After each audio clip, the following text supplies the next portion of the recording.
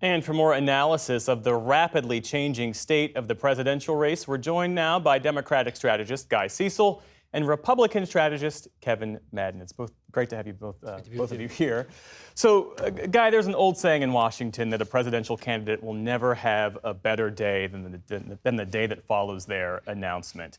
And Kamala Harris, this huge fundraising haul, lots of enthusiasm from the base. Moving forward, though, how does she handle attacks on her record, both as a prosecutor and as vice president? Yeah. Well, most candidates, when they're announcing, have a little more time to prepare when they're announcing for president. Look, I think this is a great opportunity for Kamala to introduce herself to the country. She's done so in the sense that she's been the vice president in this administration, but now's the time for her to present herself, her own views, her own contrast against Donald Trump. And we've seen a lot of that. As you've said, she's been in Indianapolis, she's headed to Texas, she was in Delaware.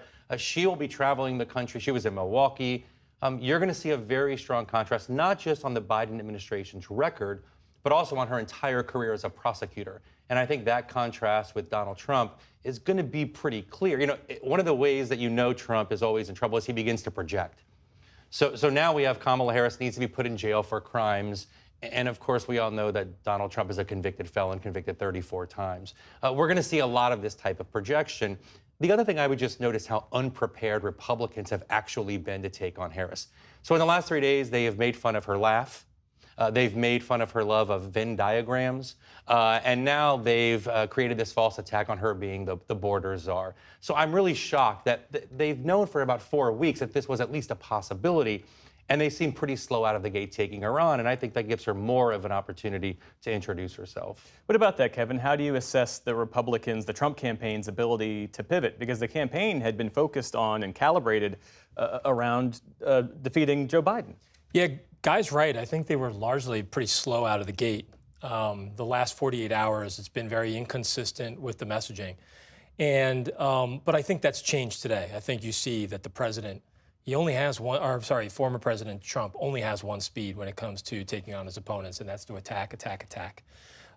And I think the negative frame that you saw from former President Trump is going to be just the same one that's threaded throughout this entire campaign. From here all the way until Election Day, it's going to be a very negative frame. And so this is not going to be a race at 100 days from now that we look back on and say this appealed to people's better angels. The goal of the Trump campaign is to disqualify Kamala Harris as she tries to reintroduce herself to voters in the eyes of those swing voters.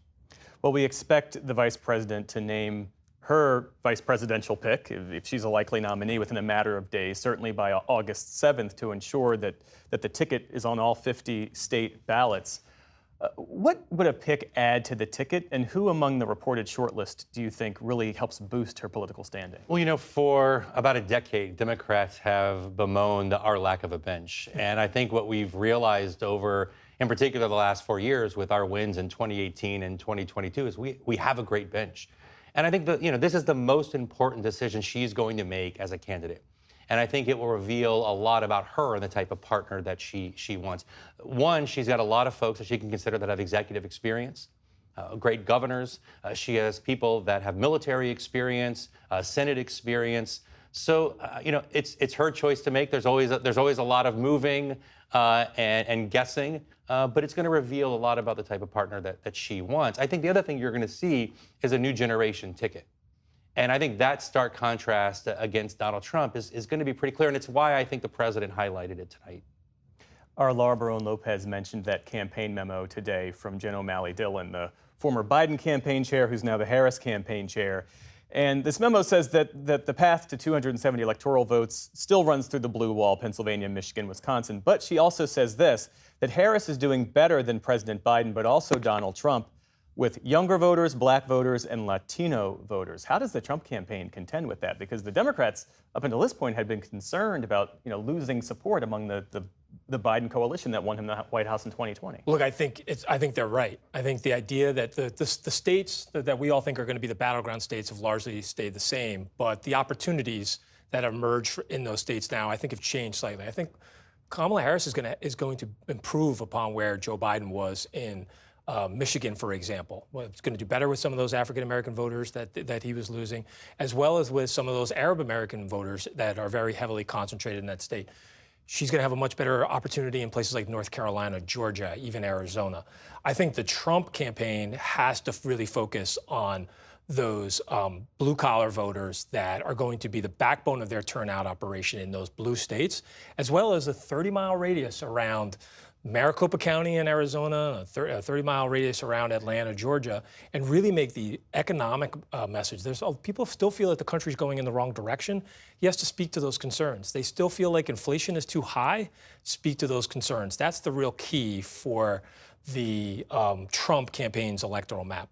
Was J.D. Vance the right pick for Donald Trump to serve as VP in light of what we now know, that it'll likely be Kamala Harris as the Democratic nominee? Well, I think, again, like the rollout of the message, the first 72 hours of J.D. Vance on the campaign trail has not really, I think, boosted a lot of confidence. I think there's still time. There's still a chance to sort of turn that around. I think the main goal of any VP candidate is to what we used to call in our parlance bracketing, right? Which is go out there and undermine the other campaign's message every single day, 3 times a day, in 3 different media markets around the country. I think he's still getting used to that. You take your toughest day up on Capitol Hill, which is what J.D. Vance has experienced. Presidential campaign is 100 times as tough. I think it's going to take him maybe a week or 2 to sort of get used to that. If it's more than a week or 2, then you can come back to me and I'll say this might not have been the best pick. We got about 15 seconds left. Do you expect Vice President Harris to really distance herself in any discernible way from President Biden moving forward? Yeah, well, look, she's going to run on the Biden-Harris, I almost said Harris-Biden administration's record, which we're all proud of as Democrats, but she's her own person. And I think when she agrees with the president, she'll say so. And when she disagrees with the president, she'll say so. And I think the president would expect that to be the case, too. Guy Cecil and Kevin Madden, thank you both. We appreciate it. Thank you. Be with you.